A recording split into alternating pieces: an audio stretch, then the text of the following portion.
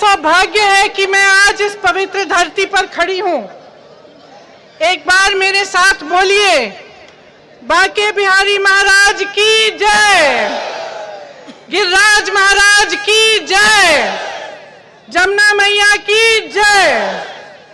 ये धरती मथुरा की धरती है।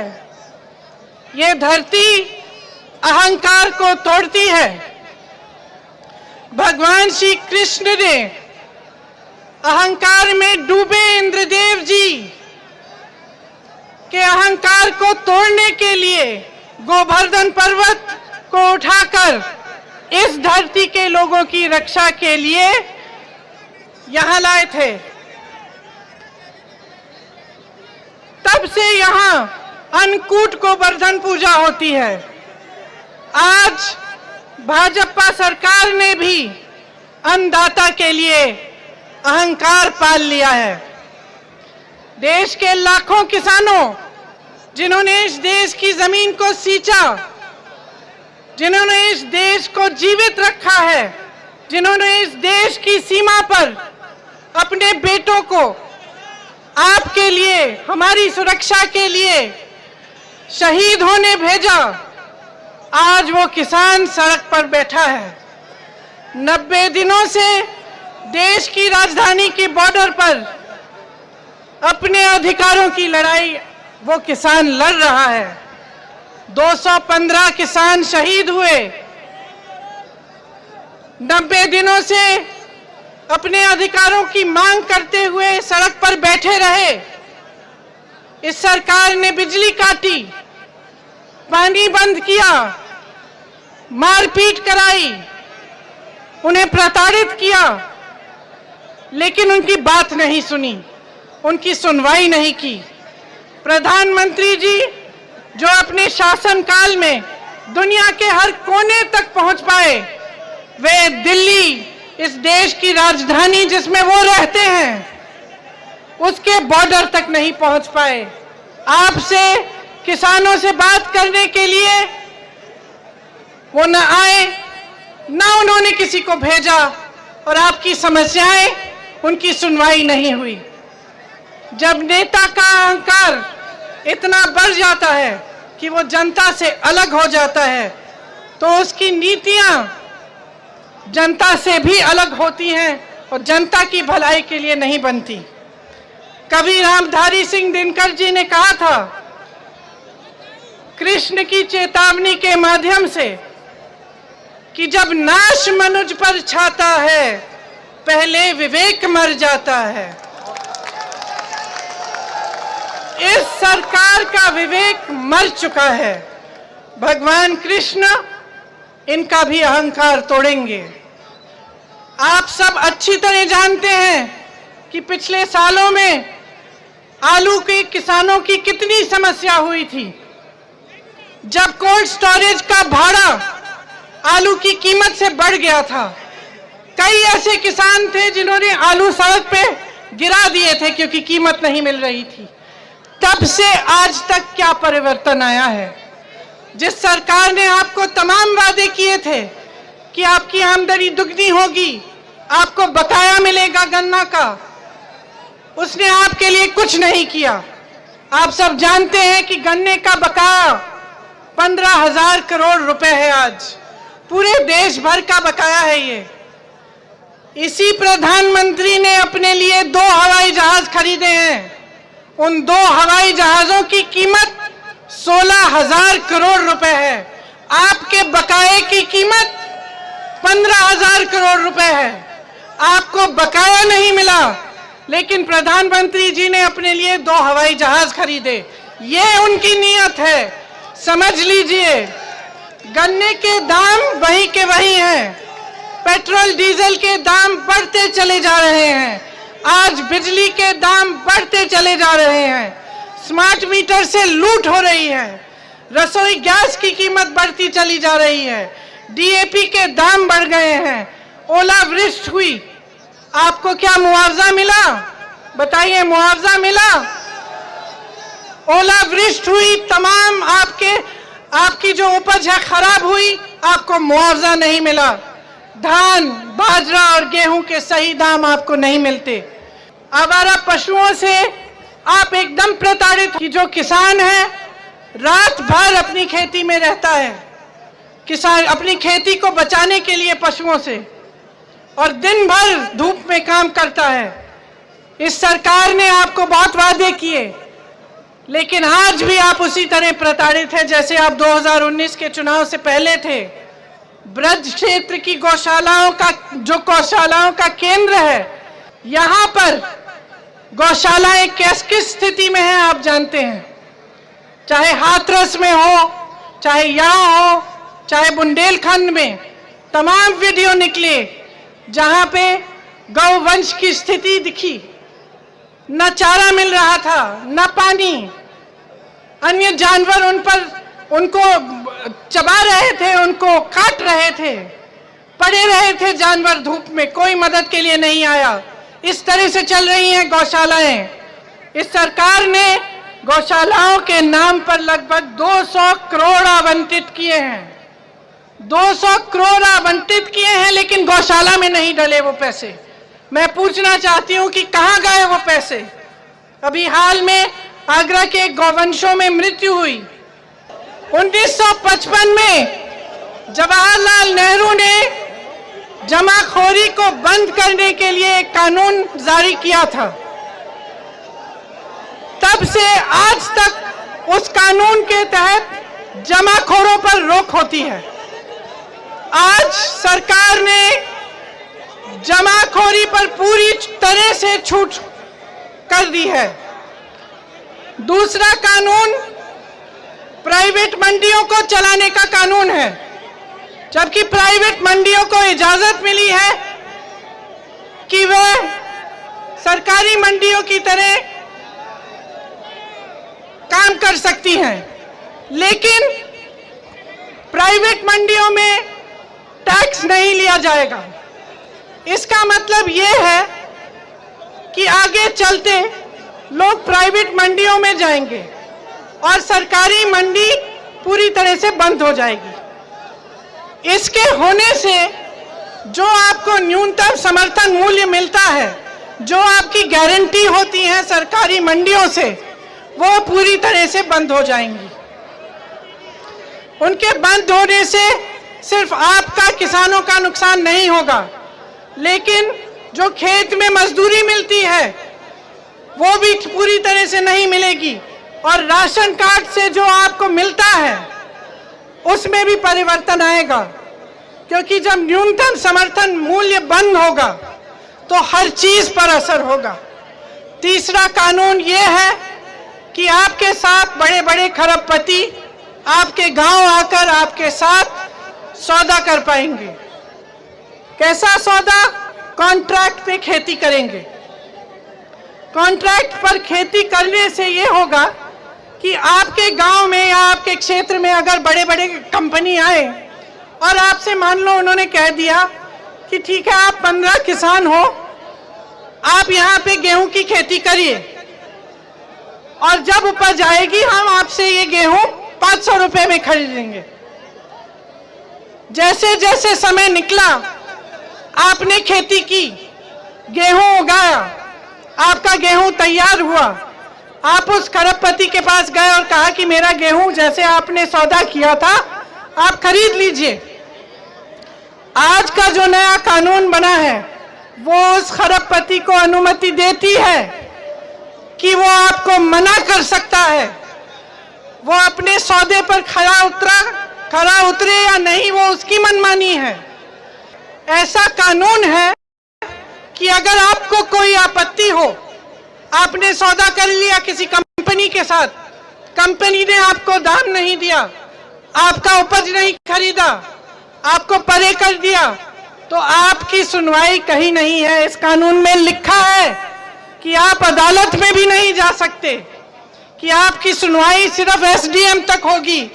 आप मुझे बताइए, एक तरफ आप प्रधानमंत्री जी कहते हैं कि आपकी भलाई के लिए बनाए गए हैं, कहते हैं कि विपक्ष के नेता आपको गुमराह कर रहे हैं, कि आप समझ में नहीं पा रहे हैं कि ये आपकी भलाई के लिए है, लेकिन मैं आपसे पूछना चाहती हूं, क्या आप एक किसान को जानते हैं, चाहे मथुरा का किसान हो, चाहे वृंदावन का किसान हो, बरसाने का किसान हो, या किसी भी देश भर में कोई भी ऐसा किसान है जो मुझे बता सकते हैं?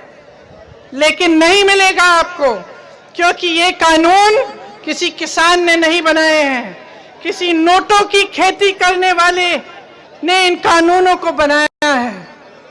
गेहूं, धान, बाजरा, गन्ना, मक्के, सब्जियों की खेती करने वाले ने नहीं बनाया ये कानून। ये कानून नोटों की खेती करने वालों ने बनाया है, और ये कानून उन्हीं के लिए बना है। ये कानून सिर्फ उन अरबपतियों के लिए बना है। आपने देखा होगा, कुछ दिनों पहले बजट थी संसद में। इस बार इस बजट में हवाई अड्डे, बंदरगाह, LIC, air India, Bharat petroleum सब बिक रहे हैं।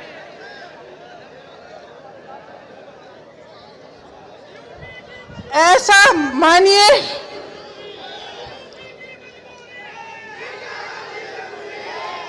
मानिए कि भाजपा सरकार ने बेचने की ऐसी भांग डाली है कि कल को कुछ नहीं पता। आप गोवर्धन पर्वत को संभाल के रखिए, कल को कुछ नहीं पता, इसी को न बेचने की कोशिश करें। इनके शासन काल में डीजल पेट्रोल पर टैक्स से केंद्र ने 21,50,000 करोड़ रुपए इकट्ठे किए हैं। अपने खरबपति मित्रों का 8 लाख करोड़ कर्जा माफ किया है, एक भी किसान का कर्जा माफ नहीं किया। अपने मित्रों के लाखों करोड़ कर्जे माफ हो गए हैं, आपका एक भी रुपया माफ नहीं हुआ। फसल बीमा के नाम पर आपसे खरबपति मित्रों ने, उनके खरबपति मित्रों ने 26,000 करोड़ रुपए कमाए हैं। 26,000 करोड़ रुपए कमाए हैं, और आप इस तरह भटक रहे हैं सड़कों पे। आपकी कोई सुनवाई नहीं है, आप अपने अधिकारों की लड़ाई लड़ रहे हैं, और आपका मजाक उड़ाया जा रहा है, आपका अपमान किया जा रहा है। मुझे समझ में नहीं आता कि प्रधानमंत्री मोदी जी को किसानों से कौन सी दुश्मनी है। समझ में नहीं आता कि जब आपने ही उनको प्रधानमंत्री बनाया, जब आपके वोटों के बल पर उन्हें सत्ता मिली, तब आपको इस तरह से वो क्यों ठुकरा रहे हैं, आपको बर्बाद क्यों कर रहे हैं। आपने देखा होगा, आपकी समस्याओं को सुनने के बजाय, आपके दुख दर्द को बांटने के बजाय, उन्होंने भरे संसद में खड़े होकर आपका अपमान किया है, आपकी बेइज्जती की है। आप खुददार लोग हैं, मैं जानती हूं। आपको इन्होंने आंदोलन जीवी, परिजीवी कहा, इनके मंत्रियों ने तरह तरह के नाम बुलाए, आपको देशद्रोही बोला, आपको आतंकवादी बोला।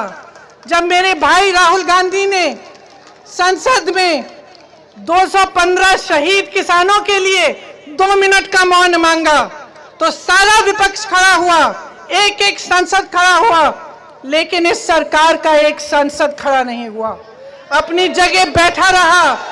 यही आदर है आपके लिए, इतना आदर करते हैं आपका कि 2 मिनट के मौन के लिए भी आपके लिए खड़े नहीं हो पाए।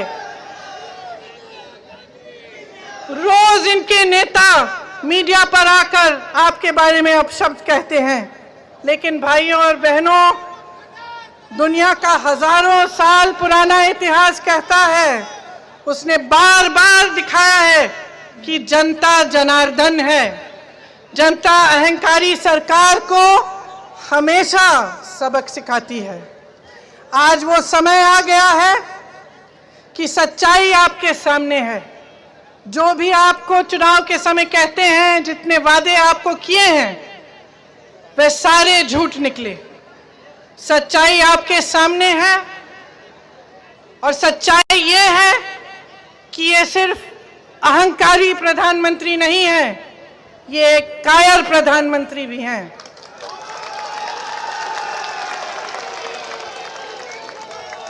क्योंकि जैसे ही इनकी नीतियों पर और इनके निर्णयों पर सवाल उठता है, एकदम पीछे हटते हैं, जिम्मेदारी नहीं लेते, एकदम पीछे हटकर किसको दोषी ठहराते हैं? पिछली सरकारों को। ये कायरता है इनकी। निर्णय लिया है, जिम्मेदारी लो।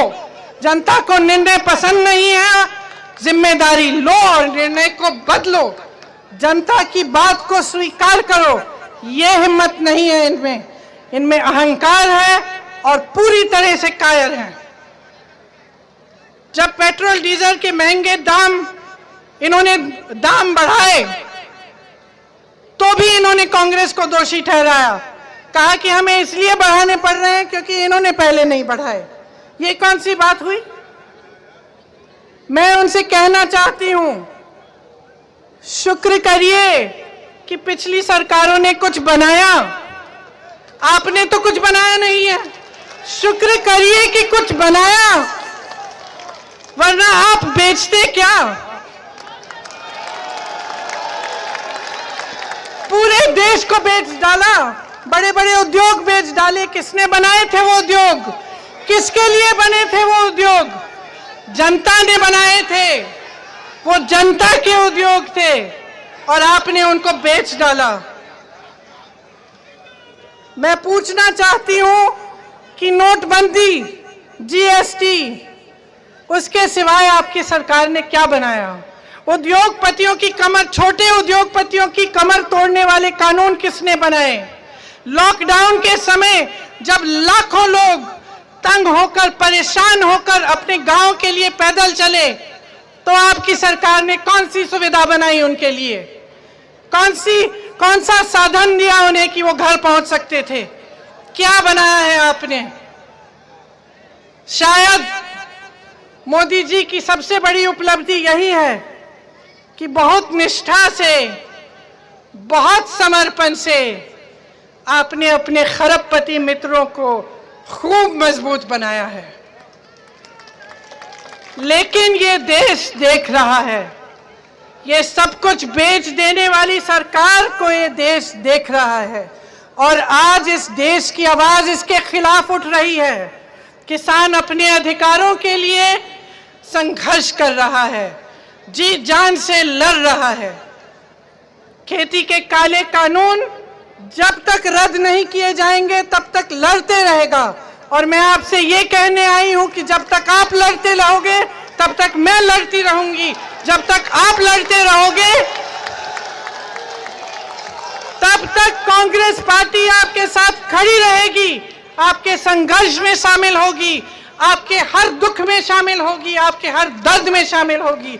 और जैसे ही हमारी सरकार आएगी, इन कानूनों को सबसे पहले रद्द किया जाएगा।